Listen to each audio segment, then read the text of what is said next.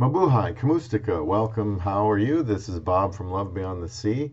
Gonna do one video here today, and I don't plan on doing this again for a long time, and that's going to be on monthly cost of living expenses in the Philippines. We were just there for 3 weeks, so I can extrapolate those costs over a month, since we were trying to replicate the experience of what it would be like to live in the Philippines with our house and the family situation and everything else. So let me just roll these numbers out here for you.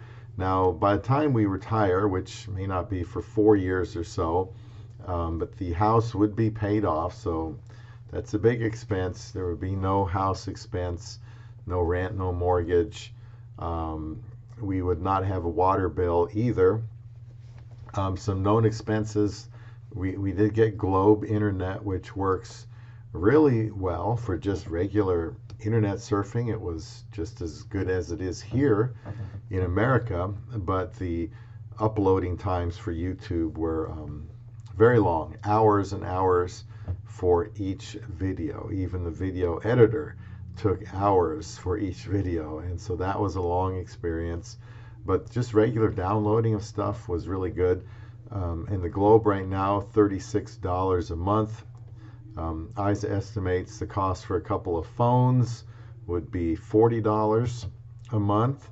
Our electric bill is going to be about $100 a month if we extrapolate that out, another week, because there are multiple fans and multiple coolers around, but it seemed like we're the only ones really using our cooler that we have in the bedroom, and so I kind of wanted that on pretty much all of the time. So we know that's going to be about $100 a month, and this is for a house that's got, if you've seen the videos, it's a fairly large size house. It's got 5 bedrooms, 2 bath, living room. It's got a big hallway in it, so plenty of space, and a nice long dirty kitchen. It's got a dining area.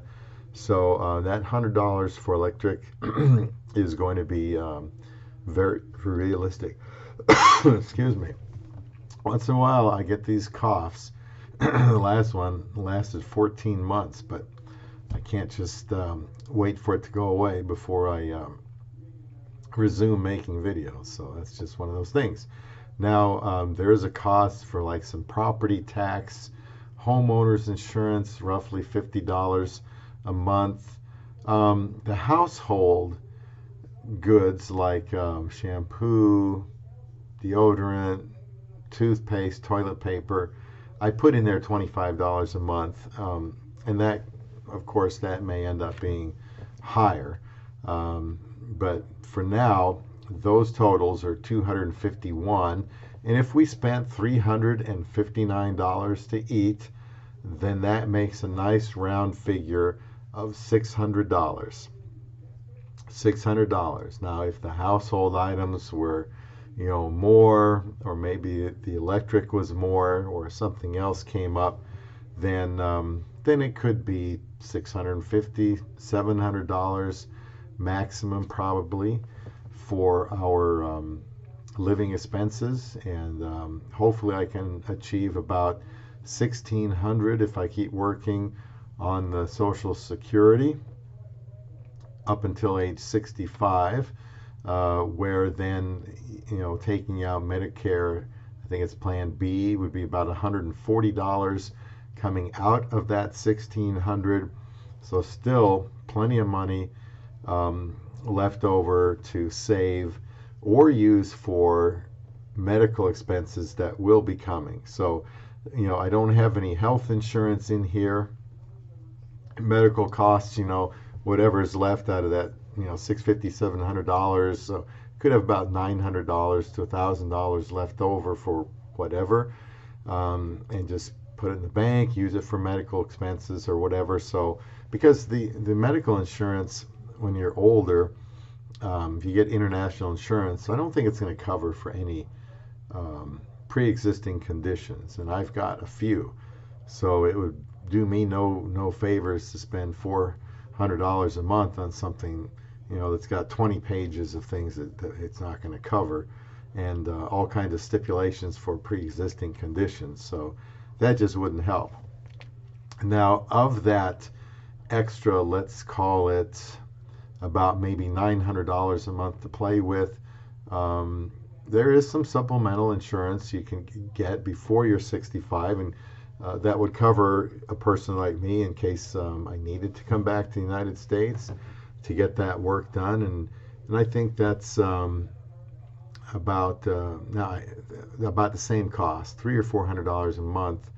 And there's a lot of them. I would definitely have my financial advisor look deeply into that to make sure that whatever we do, that it's not going to completely rule out anything related to a pre-existing condition. Otherwise, it's just not worth it, and we'll just save the money, and when something comes up, then we'll just go to the bank and get it out, and hope that nothing catastrophic happens as far as costs. Oh, like, I don't know, you have another joint replacement, or something gets torn, or a heart attack, something like that would be more expensive. But if it can be done in the United States and I'm 65, we just take that Medicare out and fly back, make a vacation out of it, and then preserve the money by having Medicare and coming back to the United States for those procedures. But that's kind of down the road. The main thing is, I just want to show you that if you have a house already there and you don't have a payment for that because you've already made the payment, then you can certainly get it around $1,000 a month or less. So that's where we would be at. If you round it up, even throw another 100 on there, we're looking at $700 a month, which would include like up to $459 to eat, or $359 for food, and up to $125 for household and miscellaneous and things like that. So that's what ours would look like. Of course, everybody's going to be different. I don't think we need to go out and spend $2,000 a month to have a Western type of lifestyle. I enjoyed eating at home like we did 2 or 3 times a day, and occasionally going out, and looks like we'll be able to travel and do things like that. So part of the retirement thought process is crunching the numbers. So those are my numbers. Monthly expenses when I go to the Philippines someday to retire with my love beyond the sea.